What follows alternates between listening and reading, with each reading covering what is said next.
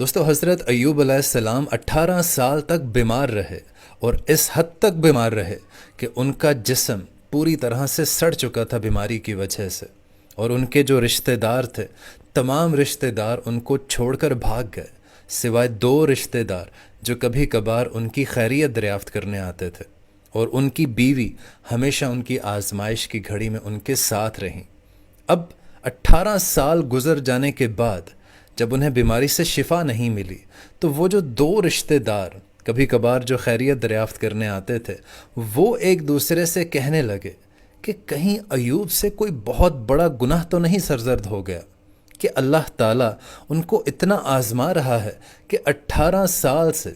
ان کو اس بیماری سے شفا ہی نہیں ملی، اور ان 18 سالوں میں ایوب علیہ السلام پر غربت آ گئی، ان کی اولاد مر گئی، ان کا سب کچھ لٹ گیا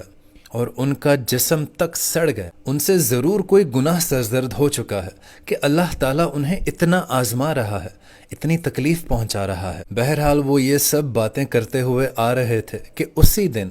حضرت ایوب علیہ السلام بیت الخلاء کے لیے گئے، اور ان کی بیوی بھی ان کے ساتھ تھیں، اور جب وہ بیت الخلاء کے لیے گئے تو اللہ تعالیٰ نے ان پر کرم کر دیا۔ 2 چشمے پھوٹے، ایک سے انہوں نے غسل کیا اور ایک سے انہوں نے پانی پیا، تو 18 سال کے بعد اس پانی کی وجہ سے جو اندرونی بیماری تھی وہ ختم ہو گئی، اور جو بیرونی بیماری تھی نہانے سے وہ ختم ہو گئی۔ 18 سال بعد اللہ تعالیٰ نے انہیں شفا یاب کیا، انہیں نیا جسم عطا کیا اور انہیں دوبارہ سے جوان بنا دیا۔ اور جب حضرت ایوب علیہ السلام جوان ہو کر واپس آئے تو انہی کی بیوی ان سے پوچھنے لگی کہ اللہ کے نبی ایوب علیہ السلام جو بیمار تھے وہ بھی اسی طرف گئے تھے، کیا تم نے انہیں دیکھا؟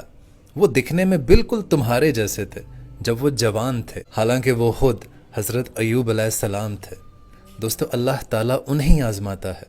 جنہیں اللہ تعالیٰ محبت کرتا ہے، جن سے اللہ تعالیٰ بے حد محبت کرتا ہے۔ اس لیے آزمائشوں سے کبھی گھبرائیے گا مت، یوں سمجھ لیجئے کہ اللہ تعالیٰ آپ سے محبت کرتا ہے۔